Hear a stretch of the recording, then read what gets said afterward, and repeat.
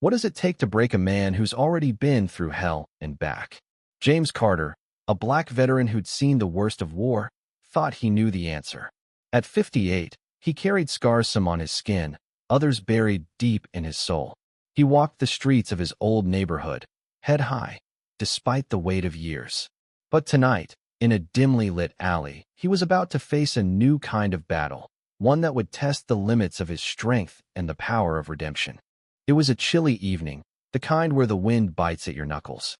James had just left the community center where he volunteered, teaching kids about resilience, something he'd learned the hard way in Vietnam. His worn military jacket, patched at the elbows, was his armor, a reminder of survival. As he turned into the Aaliyah shortcut home, he saw the cop, Officer Daniels, young, brash, with a smirk that spelled trouble. James had heard whispers about Daniels, about his quick temper and quicker hands, especially toward folks who looked like James. "Old man, you lost?" Daniels sneered, stepping closer, his hand resting on a can of spray paint clipped to his belt. James squared his shoulders, his voice calm but firm. "Just heading home, officer. No trouble here." But Daniels wasn't listening. In a flash, he yanked the can free and sprayed a streak of red paint across James's face, laughing as it dripped down his graying hair. "Now you're marked," Daniels taunted, oblivious to the fire he'd just ignited. The paint stung James's eyes, but he stood still, unyielding. He'd faced worse bullets, betrayal, the screams of fallen friends. This was nothing. Yet the humiliation burned, not for himself, but for the kids he mentored, the ones who looked up to him. He wiped his face, the red smearing like blood, and said softly, "You don't know what you're starting." Before Daniels could respond, a new figure emerged from the shadows. A woman, mid-30s, in a nurse's scrubs, her face a mix of fury and fear. It was Lena, a single mother from the community center, who'd seen James as a father figure since her own dad passed. She'd been walking home from her shift when she spotted the scene. "What the hell are you doing?" she shouted, her voice cutting through the alley like a blade. Daniels froze, caught off guard, his bravado flickering.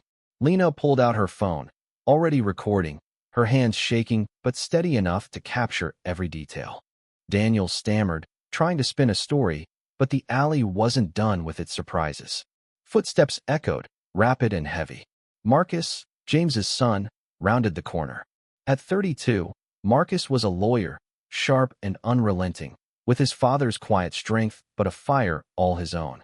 He'd been on his way to meet James for dinner when he saw the crowd forming. His eyes locked on his father, paint-smeared, dignified, unbroken, and then on Daniels, whose smirk had vanished. "Officer Daniels," Marcus said, his voice low, dangerous. "You just made the biggest mistake of your career." He stepped forward, pulling out his own phone, not to record, but to call a contact at the precinct. Marcus had spent years fighting for justice in courtrooms, and now, in this alley, he was a force of nature. "You're done," he said, his words a promise, not a threat. Daniels tried to backpedal, but Lena's video was already streaming to her community group chat, spreading like wildfire. Within minutes, neighbors began to gather, their phones out, their voices rising. James, still silent, looked at his son, pride flickering through the pain in his eyes. He hadn't fought back, not with fists, but with the dignity that had carried him through decades of struggle. And now, his son was his sword. The precinct chief arrived, drawn by the growing crowd and Marcus's call. Daniels's badge was taken on the spot, his career unraveling as the video went viral. But the true karma wasn't in Daniels's downfall. It was in the community that rallied around James. Lena, who'd found her courage, Marcus, who'd turned pain into power, and the neighbors, who saw in James not a victim, but a hero. They cleaned the paint from his face, their hands gentle, their voices fierce with love.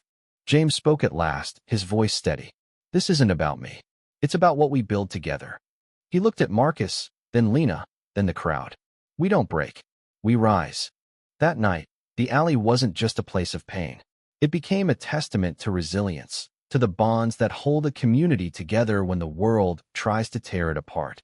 James walked home with Marcus at his side, Lena close behind, and the weight of the paint long gone. They'd faced the worst and come out stronger, not because of vengeance, but because of love, courage, and the unyielding human spirit. Yindi.